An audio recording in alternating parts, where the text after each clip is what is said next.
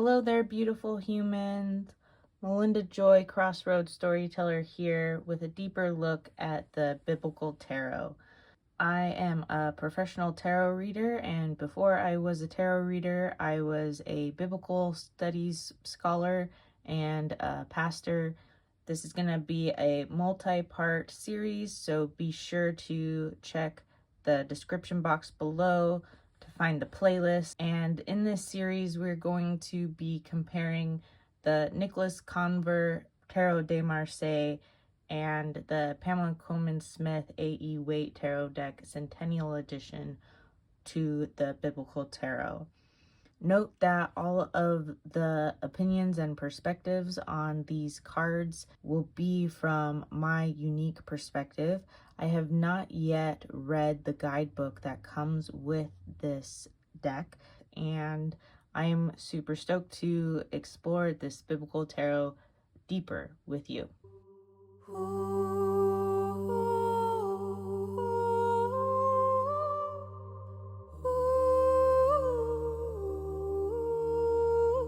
So we're going to look at the major arcana. That means the fifth suit, or the suit that is given a little bit extra weight because it is a little bit more of a journey. I guess they're all a journey, but this is just the special suit for those of you who are new to tarot. And this is fun that we have the Soul card in the Biblical Tarot. The Fool definitely has this beginning energy. It often is associated with the naivete of someone who is just beginning something, who doesn't know how difficult that thing is and how many skills they're going to need to pick up along the way to make it work, but they're going for it anyways. And we have some foolish naivety represented here with some pants that are slacking. And we have our two journeys. This one's a little bit more of a metaphorical journey because we have the creation of a living being that is bringing attention to the story of God breathing into the first human, which is really interesting because in the biblical text, when God is breathing into the first human has not been distinguished as male or female yet, and is argued by Jewish scholars and rabbis, etc., biblical enthusiasts, that the human entity first was hermaphroditic and then separated into a male and female part. So here we have the breath of God, or the ruach, coming into the clay creature, the earthling. Very cool. In the Magician card, over here we have represented someone, a master of the four elements, represented by these four instruments here, or tools. And on this side we have some kind of craftsperson or trader or trickster or something of that nature.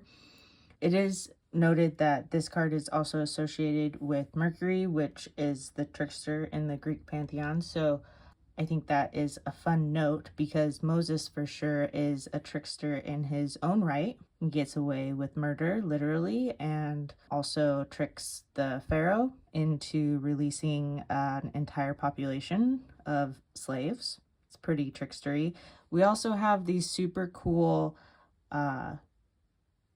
consistent theme of the wands or staff that is used to conduct the magic or allow the divine to channel through oneself. And of course we have the parting of the Red Sea here, which was one of Moses's big magical acts in the Exodus.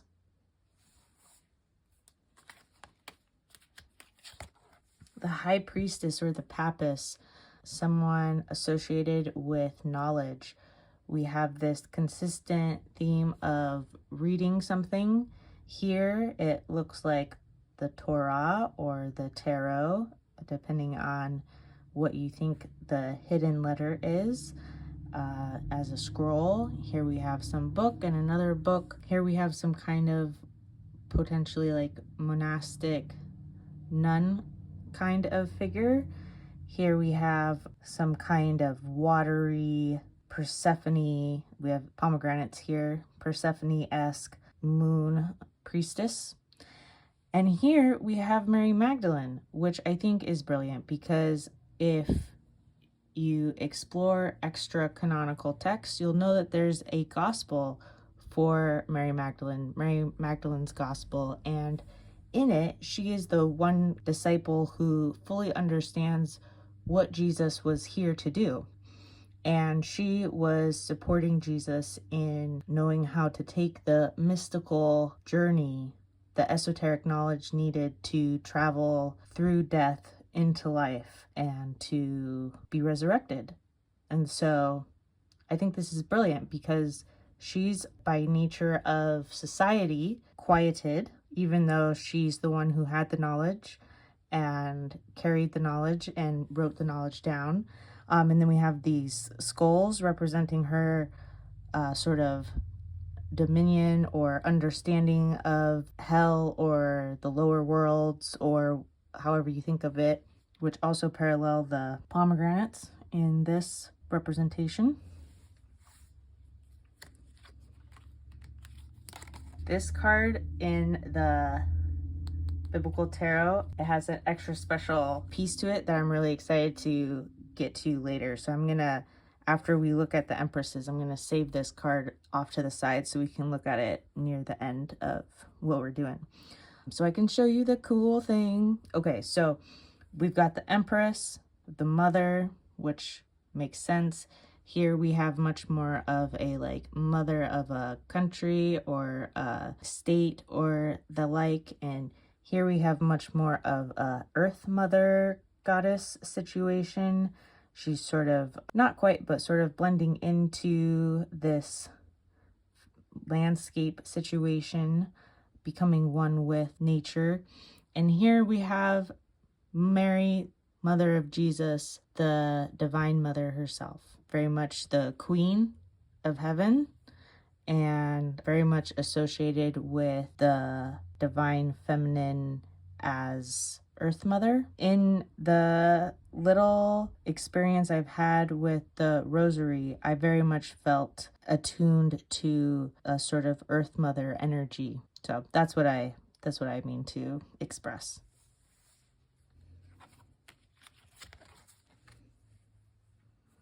Here we have the Emperor as King Solomon.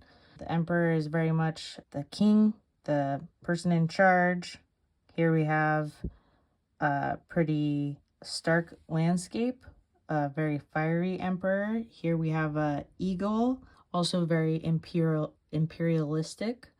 And sometimes the emperor is associated with being so caught up in tradition that they, if they represent a person or a personal quality, it's the quality that prioritizes the tradition over the people, and can sometimes be a little bit stuck in their way or caught up in the past or not in tune with what is hip and present. But what's interesting is with the King Solomon, who is the wisest king in the Old Testament and is praised for all of the good things he does. I like these owls hinting at the wisdom, sort of parallel these ram's horns, ram's heads. King Solomon had his struggles, but it was more to do with excess and less to do with being stuck in the past. So that's an interesting potential difference in interpreting these three cards, but we definitely have Emperor energy. The Hierophant or the Pope or the High Priest. I think this is a really fantastic representation of this energy. Here we have two photos of popes, leaders of religious tradition, and in all of their regalia, showing their position with their support teams at the ready. And while Aaron, the high priest, had his own support team, they're not present in this image. Although I love this representation because Aaron was the first high priest when the house of God was a tabernacle instead of Solomon's temple. And so, yeah, this is brilliant that the first high priest gets to be in the number 5 card position in all of his regalia and splendor. Definitely a holder of tradition and almost more of like a creator of tradition. Sometimes these cards are associated with being carriers of tradition in a similar way that the Emperor is, but also there's a much more of a teacher quality to these cards. Yeah, and so I guess as the first high priest, Aaron was doing all sorts of learning and teaching. You know, they say that the best learning comes from teaching. Okay, I'm excited to see Aaron in this position. Okay, this was one of the cards that made me go like, oh my gosh, I need to do a comparison, because before I mean, you know, early tarot history, the 1600s, if not earlier, we have this representation of the lovers as one human choosing between two other humans. And so it has to do with choice. And we have our love angel or Cupid up here. And then when Pamela Coleman Smith and A.E. Waite created their deck, they made the two lovers Adam and Eve with the serpent and the angel. And so, of course, it only makes perfect sense that biblical tarot would represent the choice card or the lover's card as Adam and Eve, which I think is brilliant because Adam and Eve made one of the biggest choices for the entire human population. Perhaps not literally, but like metaphorically or in story they did. And yeah, I think we have the option to continue making choices in their vein or in our own vein. And I just love this card so much because there's a lot of biblical scholarship around Adam and Eve's choice being a choice of maturity and becoming, and not a choice of sinning. And perhaps they went against God's will, or perhaps that was part of their individuation process and was part of the divine plan all along. Depends on the way you read the text. Thank you so much for looking at the biblical tarot with me a little bit deeper. Be sure to like and subscribe, and you won't miss any of the future content that's coming. So many blessings.